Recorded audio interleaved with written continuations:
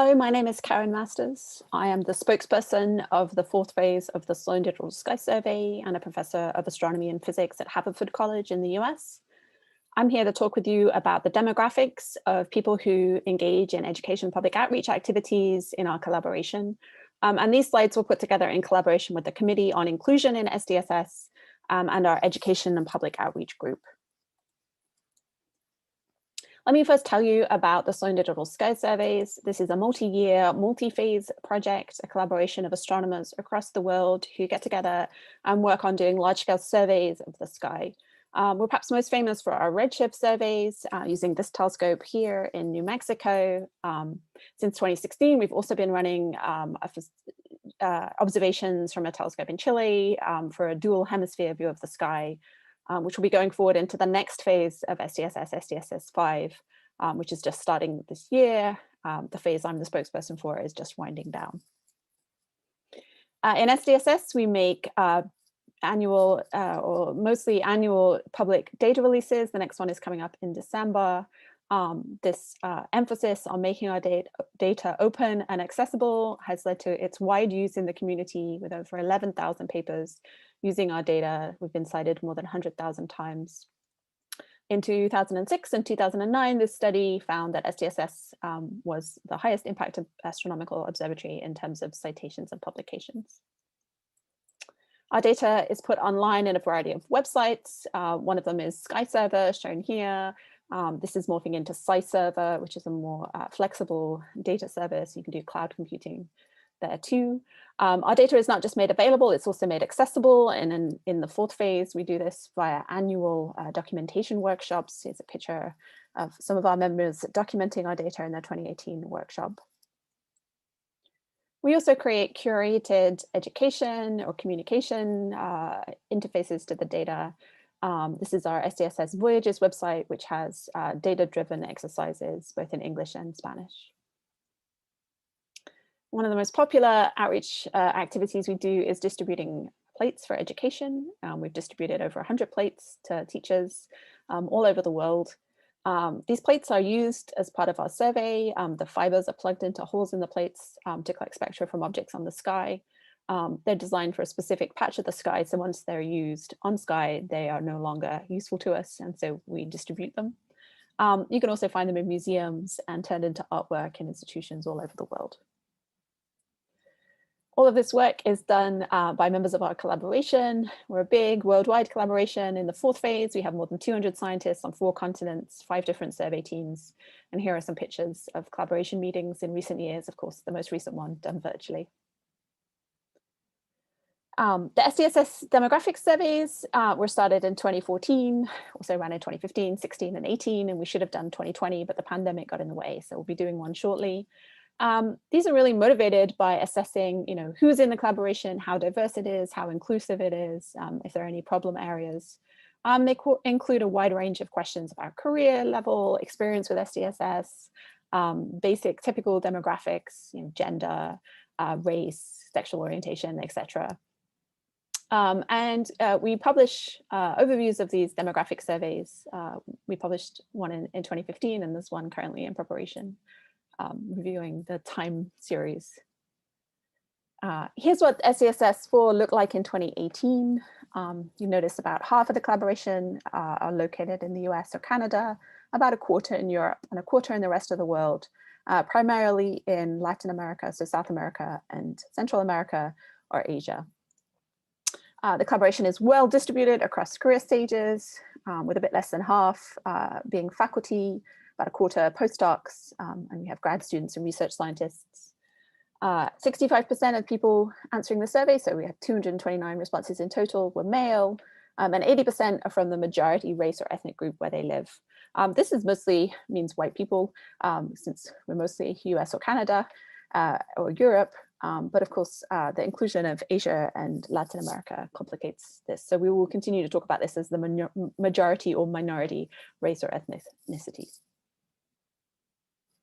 In 2016, and we continue this in 2018, we added questions about education public outreach. We wanted to track how many times people had done different activities. So we asked them to answer roughly how many times they'd done each of the following a suite of a large number of different types of education communication activities.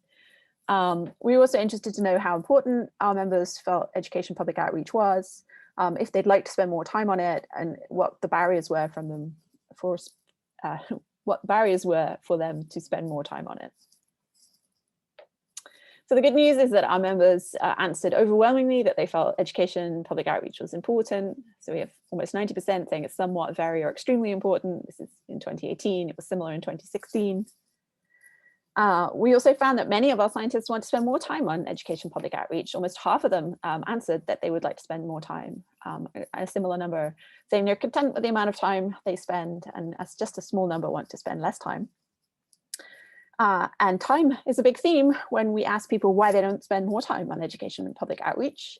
This is a wordle of the responses to that question, which overwhelmingly shows our scientists feeling time pressure, feeling they do not have enough time to spend on education and public outreach. So here's a nice quote: "If I spend too much time on EPO things, I will not have enough time to check all the other boxes needed for tenure." This was a tick all the boxes that apply answer, plus people could fill in their own answer. And what we found is that the #1 response was feeling pressure to spend more time on research was preventing people from spending time on education public outreach.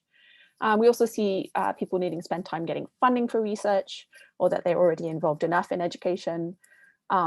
Almost 20% of people, sadly, say that if they do education public outreach, they're expected to do it on their own time. It's not considered part of their primary job role. We also see people who are limited by the time they spend on teaching or administration. And down here, we do see some impact for funding for outreach, or people feeling they do not have enough training. This is broadly in line with the other surveys of scientists and their attitudes towards education, public outreach, and time spent on it. So this is an example from 2006 Royal Society survey of scientists working in the UK. Overwhelmingly, they felt that time spent on public engagement was worthwhile. And the reasons they gave for not spending more time were they don't have enough time, with a small mention also of peer opinions, this so-called Sagan effect, the idea that if you spend a lot of time on public engagement, you may not be a serious scientist. We didn't ask that question directly, but we do wonder if the time pressure felt to spend more time on research at the cost of spending more time on education public outreach might be related to that. This was an interesting study done in 2012, Howardeckland et al., where they looked at academic biologists and physicists' views of science, outreach, and education.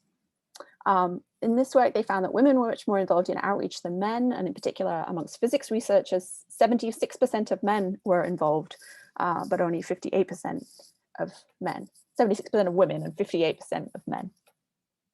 So we wanted to look at this in the SDSS data, and we've put together this histogram of the number of EPO activities people did. So the blue here is a histogram for women and red for men. And this has been normalized by the total number of answers in each group. What we see is most people do a small number of activities. Schools engagement and public talks are the most common. But if we look at people doing large numbers of activities, we find that women seem to be overrepresented in this group. So looking at that as a gender ratio, so this is the same bins, we see for amongst people who do less than 20 activities, the gender balance is pretty comparable to the overall gender balance of the survey, or people responding to the survey.